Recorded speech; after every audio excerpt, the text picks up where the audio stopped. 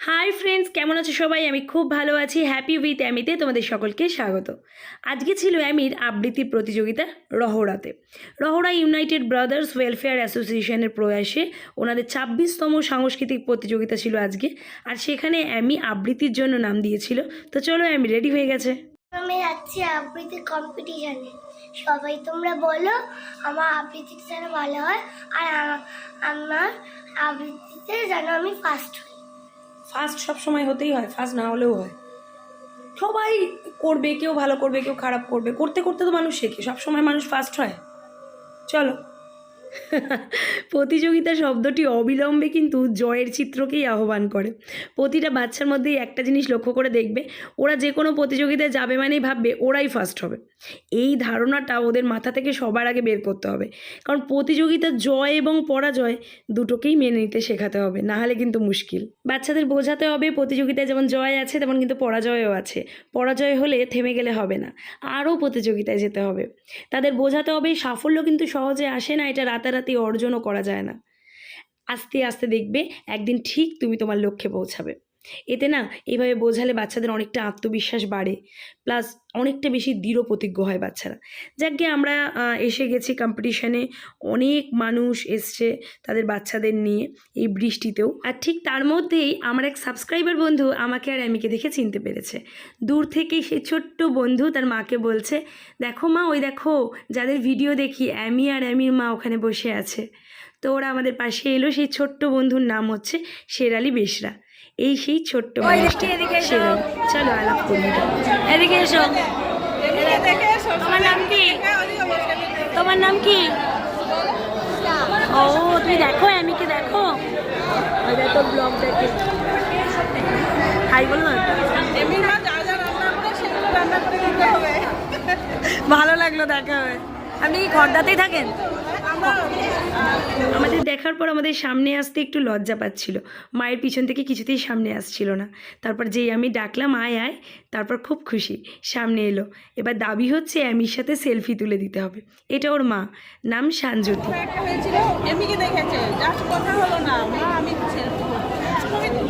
তোলো বসো বসো, একটা সেলফি তুলে দিই, বসো দুজনে পাশাপাশি বসো।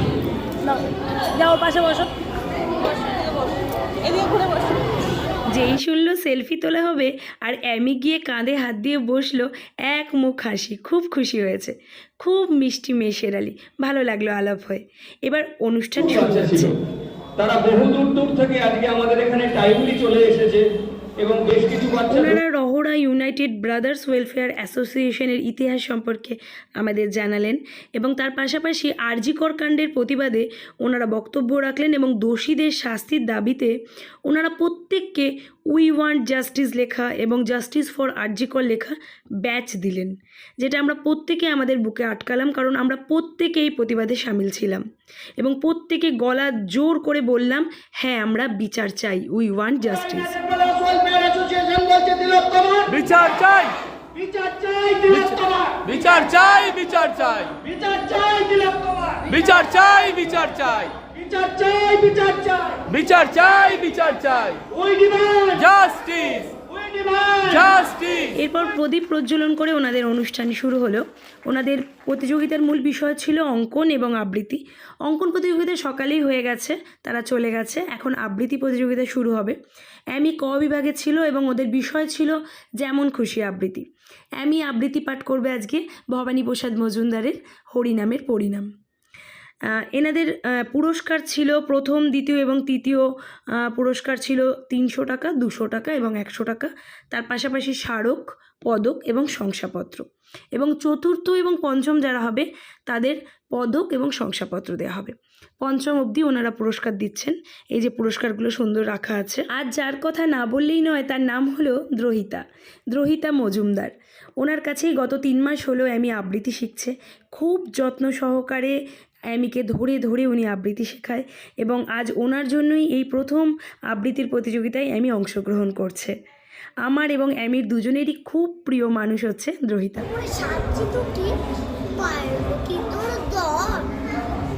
অ্যামি এই সময় বাবার কোলে বসে বসে আবৃত্তিটা বাবাকে পাঠ করে শোনাচ্ছে, আর এমন সময় এসে গেছে অ্যামির ডাক। একটা ঘরের মধ্যেই আবৃত্তি কম্পিটিশান হচ্ছিল, আমাদের কাউকে ঢুকতে দেওয়া হচ্ছিল না, ওখানেই জাজেসরা বসে আছেন, ওনারা আবৃত্তি শুনছেন।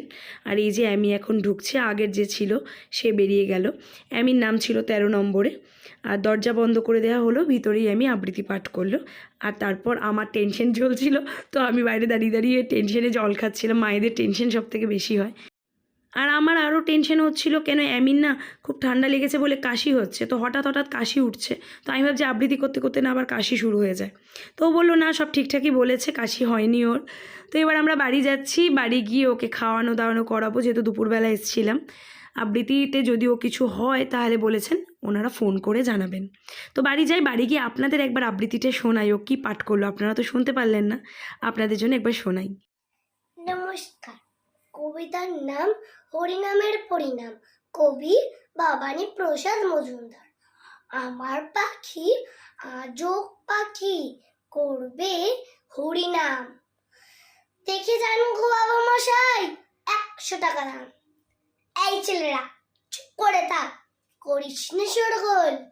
বল তো পাখি, বল একবার, বল হরি বল। সত্যি পাখি বল হরি বল বলেই দিল জোরে। বংশী বাবু 100 টাকায় নিলেন কাঁচা ধরে। বাড়ি ফিরে সবাইকে জড়ো করলেন ডেকে।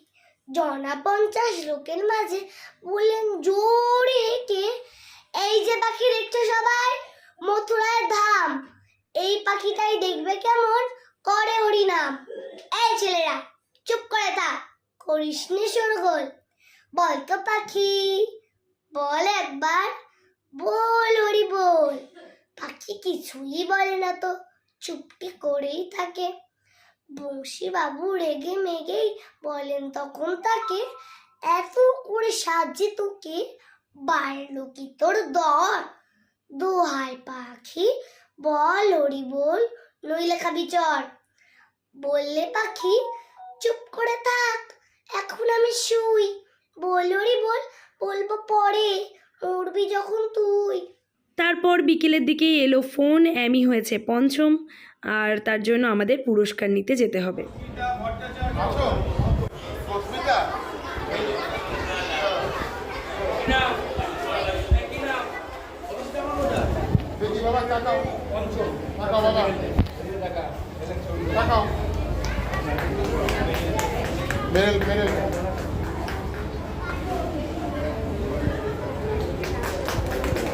একটু হাত চালিয়ে। ও তো আজকে বেজায় খুশি, প্রথমবার প্রতিযোগিতার একটা অভিজ্ঞতা হলো, প্রথমবার প্রতিযোগিতায় অংশগ্রহণ করে পুরস্কারও পেল, তো খুব খুশি। আপনারা সকলে আশীর্বাদ করবেন ও যেন মানুষের মতো মানুষ হয়। আজকের ব্লগ এখানেই শেষ করছি। অ্যামির পরবর্তী ভিডিওগুলো দেখার জন্য হ্যাপি উইথ অ্যামি চ্যানেলটাকে সাবস্ক্রাইব করুন এবং আজকের ভিডিওটা লাইক করে দিন। ভালো থাকবেন, সুস্থ থাকবেন। নেক্সট ব্লগ নিয়ে আসবো খুব তাড়াতাড়ি। টাটা।